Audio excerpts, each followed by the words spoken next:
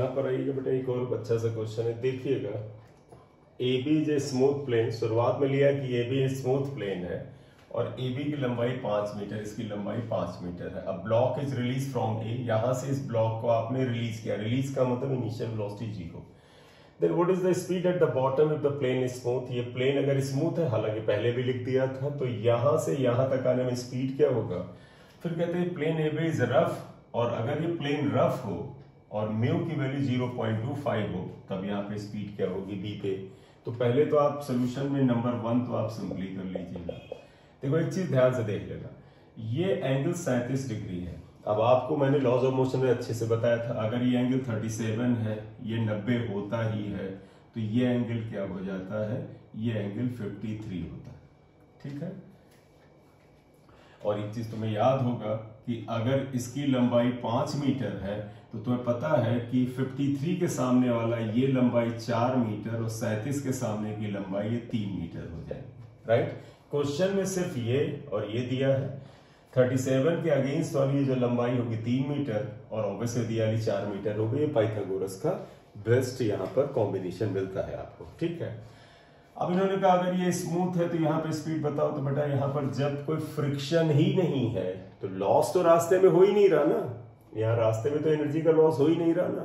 तो इसका मतलब total energy at this equal to total energy at this, यानी total K plus P at this equal to K plus at this. तो देखो आप क्या लिखोगे, by law of conservation of energy. तो देखो क्या आएगा, K plus PE at B equal to K plus PE at A. तो इसका मतलब बी पे अगर हम वेलोसिटी को कुछ मान लेंगे, तो बताओ बेटा काइनेटिक एनर्जी बी पर क्या है, बी पे पता करना है, तो हाफ एम वी स्क्वायर मान लो। क्यों, स्पीड एट द बॉटम पूछा है तो मान स्पीड वी है। पोटेंशियल एनर्जी बेटा इसके लिए कोई डाउट नहीं होना चाहिए, जब एक पॉइंट नीचे है एक ऊपर है, तो निचले पॉइंट पर पोटेंशियल एनर्जी को हम 0 मानते हैं, तो पोटेंशियल एनर्जी 0 मान लीजिएगा। काइनेटिक एनर्जी यहाँ पर 0 है क्योंकि ये आपका 0 है, क्योंकि वेलोसिटी 0 है। पोटेंशियल एनर्जी बेटा mgh है, ये h, इसे आप h मानो। तो पोटेंशियल एनर्जी a पर जमीन से ये हाइट ली जाती है, इससे कोई लेना देना नहीं है, वर्टिकल, क्योंकि g जो होता है वर्टिकल में लगता है। तो पोटेंशियल एनर्जी हो जाएगा mgh, और h की वैल्यू तो पता है 3 मीटर है। तो आप देखिएगा m से m कैंसिल करिएगा, तो v इक्वल टू देखो v इक्वल टू √2gh आया, √2 इंटू g को 10 ही ले लेते हैं, h को हमने 3 लिया है, तो 6 √60 के करीब आता है। तो आप देखिएगा यहाँ पर वेलोसिटी √60 के करीब इसकी आ जाएगी। अब √60 की क्या वैल्यू होगी आप निकाल लीजिएगा ये आपका। ठीक,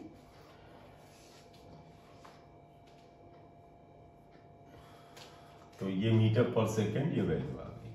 ठीक है, 8 से थोड़ा कम, 7 से थोड़ा ज्यादा होगा। ठीक है, ये तो बड़ा सिंपल सा, इसे नोट कर लो, फिर सेकंड पार्ट करते हैं। तो देखिए फर्स्ट पार्ट हो गया, ये डेटा आपने निकाल लिया।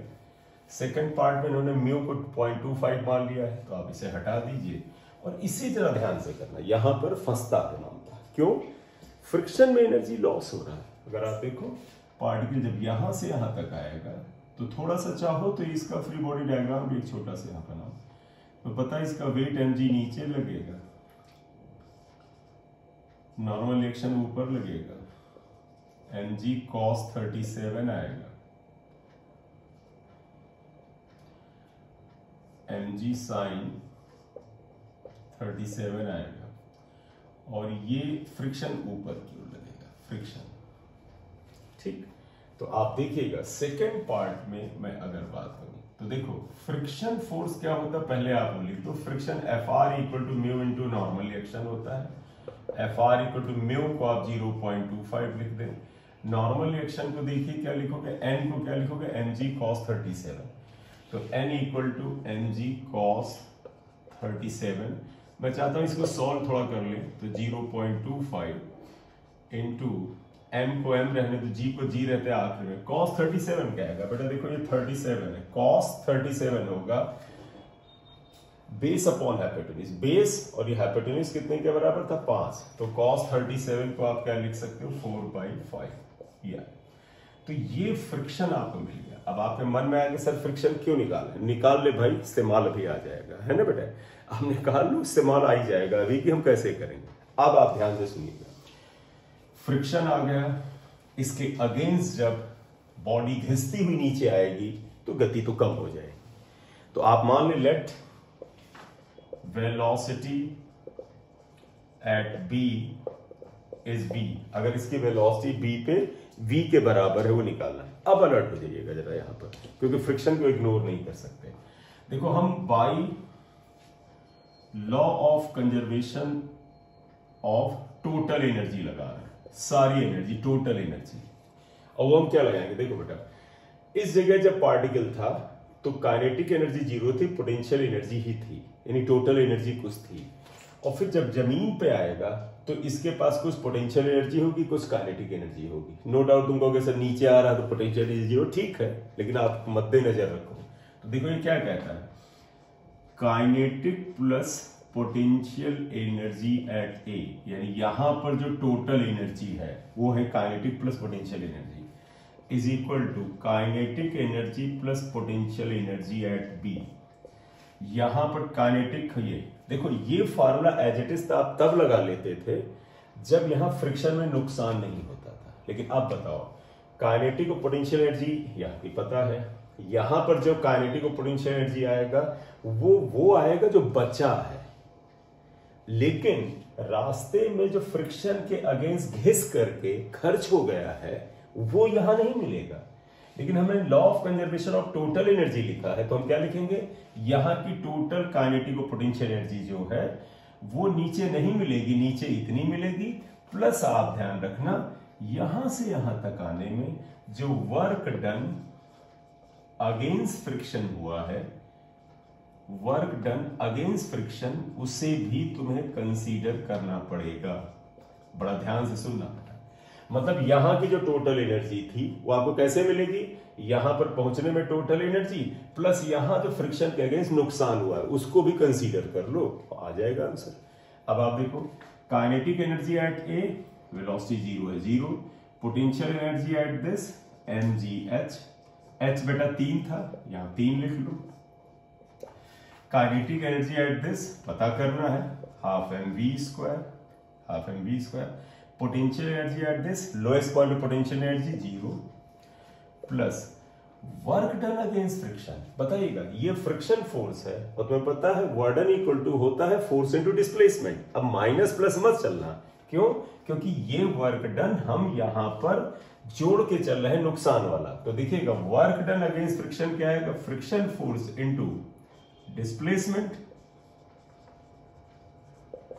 ठीक, आइएगा देखो, ये 3mg equal to mv square by 2 plus friction कितना आया है, देखो ये 0.25 को इससे अगर इंटू कर देते तो 1 आ जाता।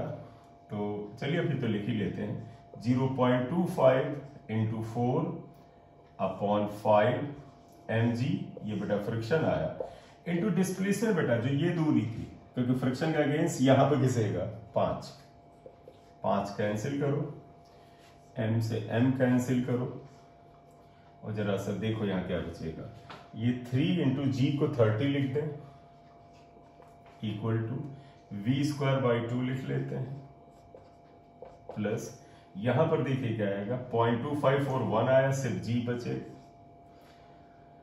g को 10 लिख ले यहां सीधे, देखिएगा जस्ट देखिएगा 0.25 इंटू 4 1 आ गया, g 10 है, ये इधर आ जाएगा, तो देखो 30 minus 10 to v square by 2 आया। थोड़ा स्पेस और ऊपर बना ले, ये आई होप लिख लिया होगा। एक सेकेंड मैंने पॉज दिया, आप स्क्रीनशॉट ले लें, थोड़ा सा स्क्रीनशॉट लो, सॉल्व करो, डन। चलिए, तो आपने ये लिख लिया होगा। अब देखो यार, ये 20 इंटू 2 से मल्टीप्लाई करो to v square, v equal to under root 40 आया, 40 को अगर v लिखना है तो 2 रूट 10 आ जाएगा। ये अगर एग्जैक्ट निकालना है 2 इंटू रूट 10 3.16 करीब होता है, तो 6.32 मीटर पर सेकेंड आ जाएगा। ये वेलोसिटी आ गई बेटा, ये वाला स्टेप ध्यान रखो, कि total energy at the top equal to total energy at the bottom and work done against friction, इसके करीब ये आता है। Clear? Conservative and non conservative forces. ठीक, तो ये तो एक मेन हेडिंग आया, हमें साइड हेडिंग करना है पहले। कंजर्वेटिव फोर्स, कंजर्वेटिव फोर्स क्या है? देखिएगा कंजर्वेटिव फोर्स क्या है, जरा ध्यान से सुनिएगा। इफ वर्क, देखो वर्क तो फोर्स ही करता है या फोर्स के अगेंस्ट किया जाता है, तो आप इसकी डेफिनेशन समझिएगा। If work done by the force और अगेंस्ट द फोर्स, यानी किसी फोर्स के द्वारा किया गया वर्क या उस फोर्स के अगेंस्ट किया गया वर्क। मैं रिपीट कर रहा हूं, जैसे मान लीजिए ये पेन है, इसको मैं यहां से उठा के ऊपर ले जा रहा हूं, then I am working, me myself is working against the gravitational force.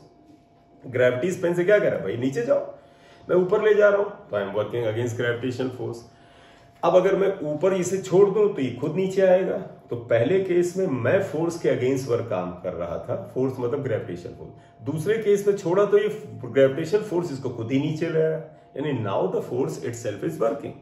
तो किसी घटना के अंदर कभी आप फोर्स के अगेंस्ट काम करते हैं, कभी फोर्स खुद ही काम करता है, डिपेंड करता है। इसीलिए हम डेफिनेशन पे क्या लिखते हैं, if work done by the force और against the force depends only upon initial and final states and it is independent of path followed, then it is called conservative force.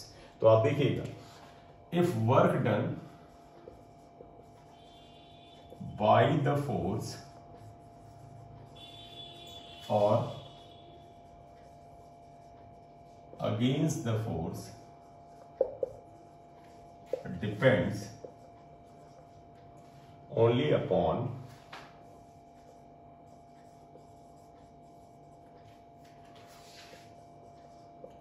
the initial and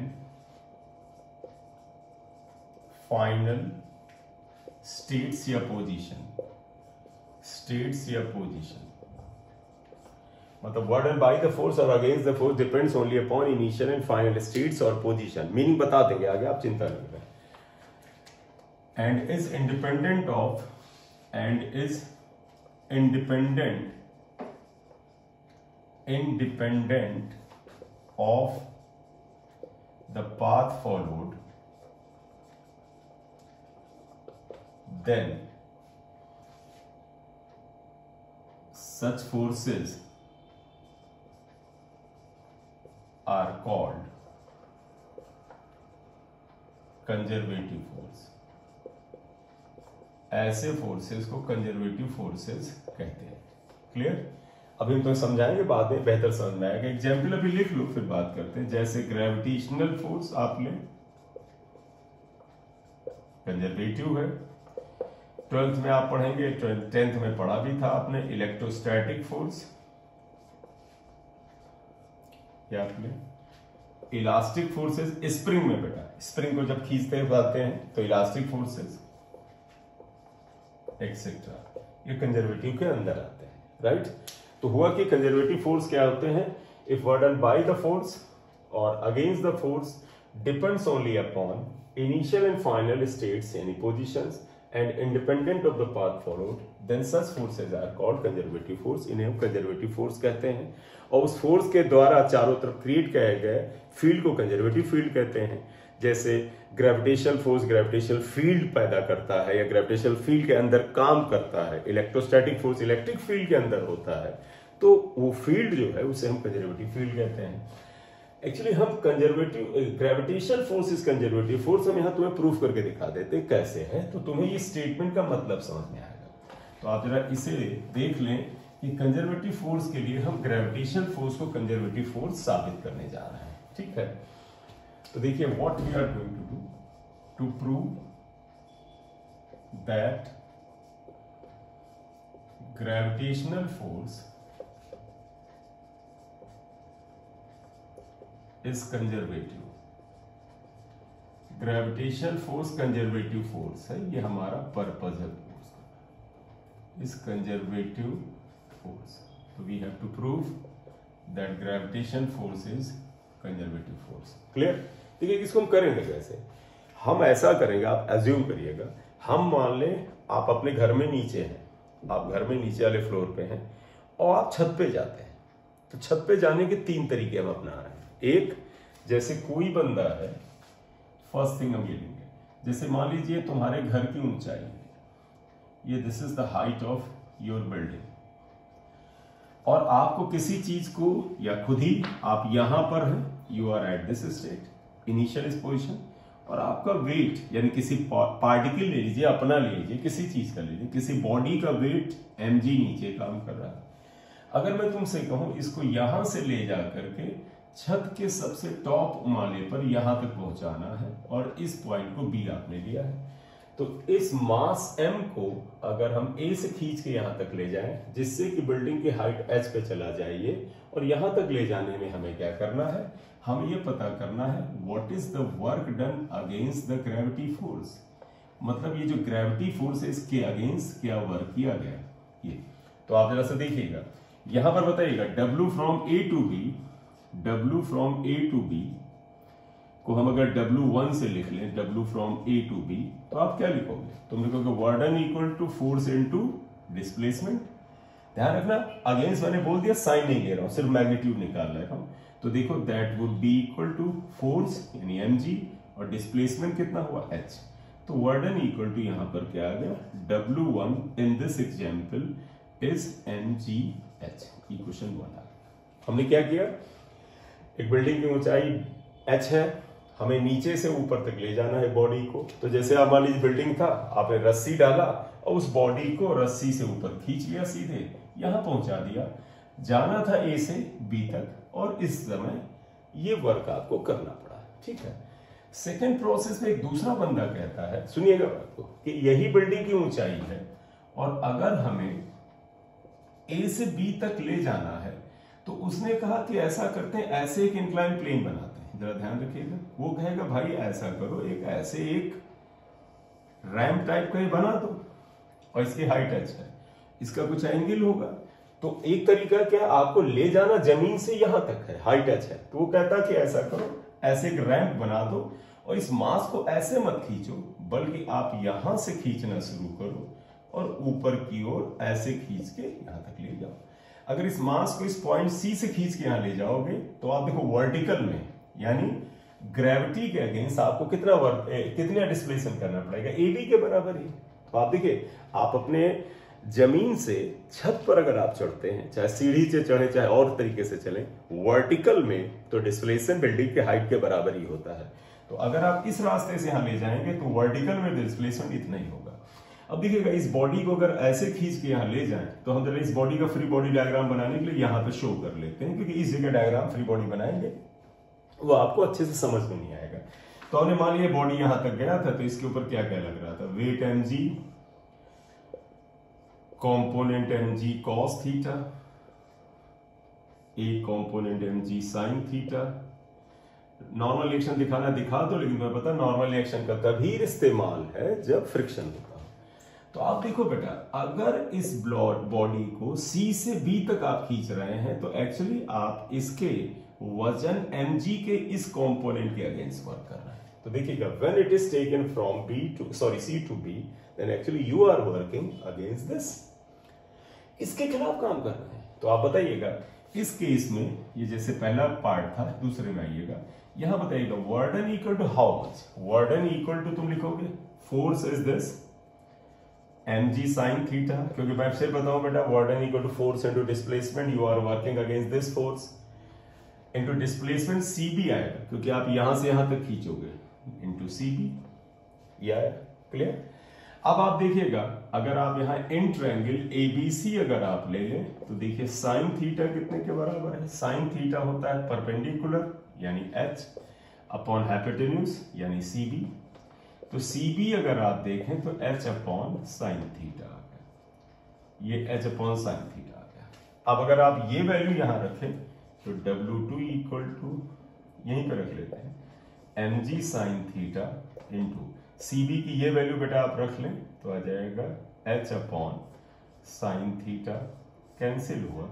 तो देखो बेटा, work done इस स्थिति में भी mgh ही आ रहा है। मतलब आप देखिएगा, आप जमीन से बिल्डिंग की ऊंचाई तक बॉडी को ले जाना चाहते थे, आपने डायरेक्टली ऊपर खींच लिया, वर्डन ये हुआ।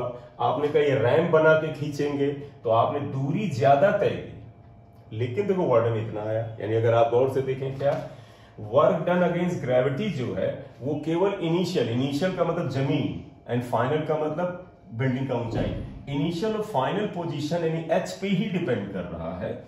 इसका इस रास्ते से, इस प्रोसेस से कोई लेना देना नहीं है, right. There is no need of using this process. तो डेफिनेशन भी तो ये थी कि work done by conservative force depends only upon initial and final states, it is independent of path followed.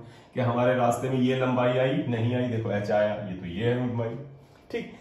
अगर आपको लगे कि ये मैटर ऑफ चांस है, ये आंसर हो सकता है, बाई चांस सही आ रहा हो, तो 2 में ध्यान रखना, 1 2 3 में आ गया। अब मैं तीसरा एक तरीका लेता हूं, इसको ले जाने का तीसरा तरीका लेता हूं। अब आप कहें कि नहीं सर ऐसा है, वो जिस बिल्डिंग में आप ये कार्यक्रम कर रहे हैं उस बिल्डिंग की ऊंचाई कुछ है, ये ए था, ये बी था, बिल्डिंग की ऊंचाई एच है, लेकिन उस बिल्डिंग में स्टेयरकेसेस लगे हैं, यानी छत पर जाने के लिए सीढ़ियां बनी।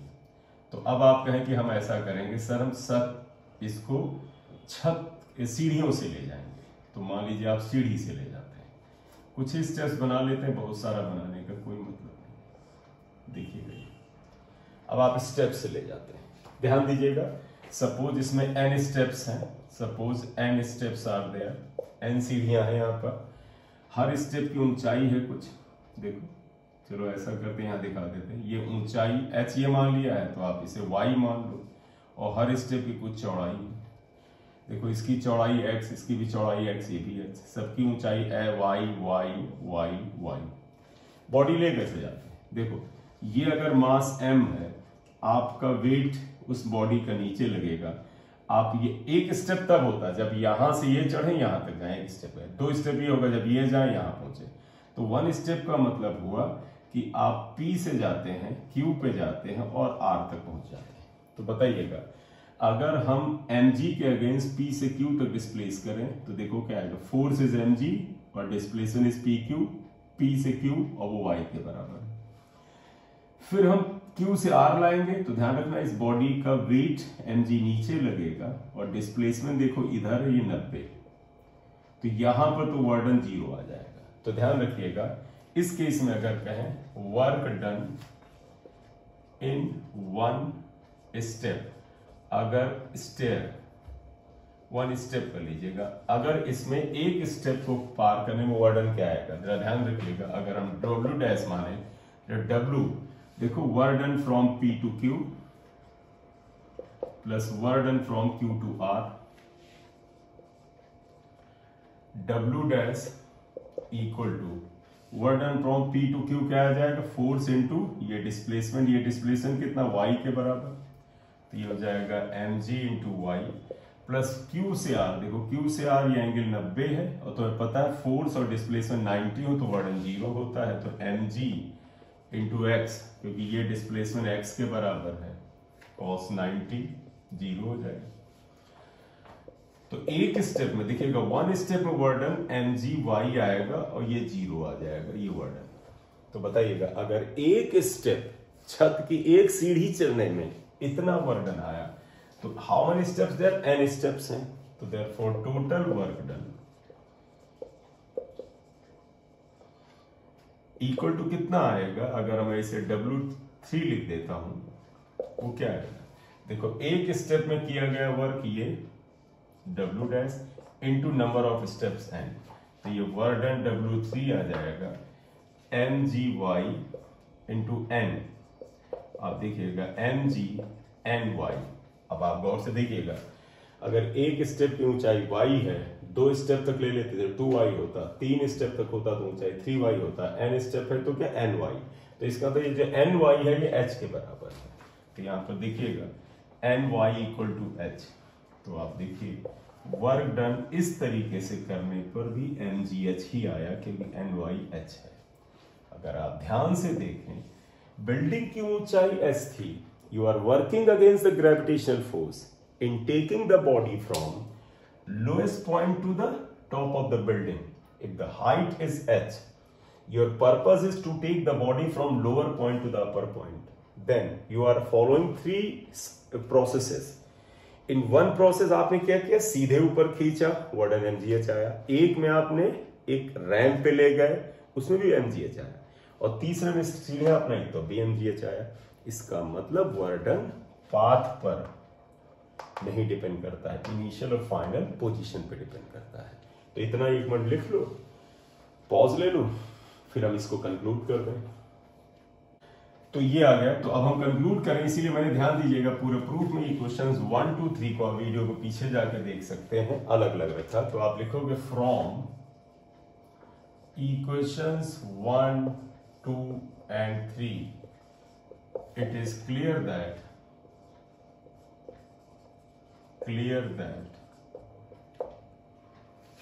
W1 equal to W2 equal to W3, that is work done against gravity, gravitational force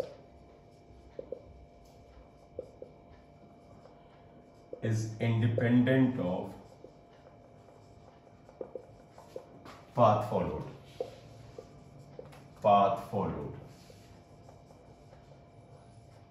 It depends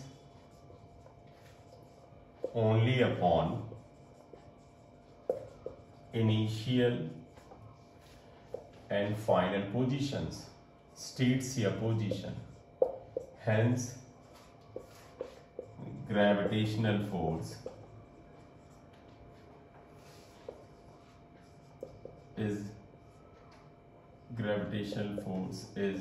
a conservative force. Gravitational force एक कंजर्वेटिव फोर्स. ठीक, तो ध्यान रखिएगा कंजर्वेटिव फोर्स क्या हुआ ये बताया.